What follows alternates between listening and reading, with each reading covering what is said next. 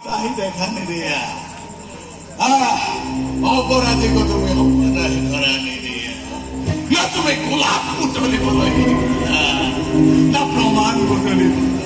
তোর হাতত একদম প্রমাণ নাই তোর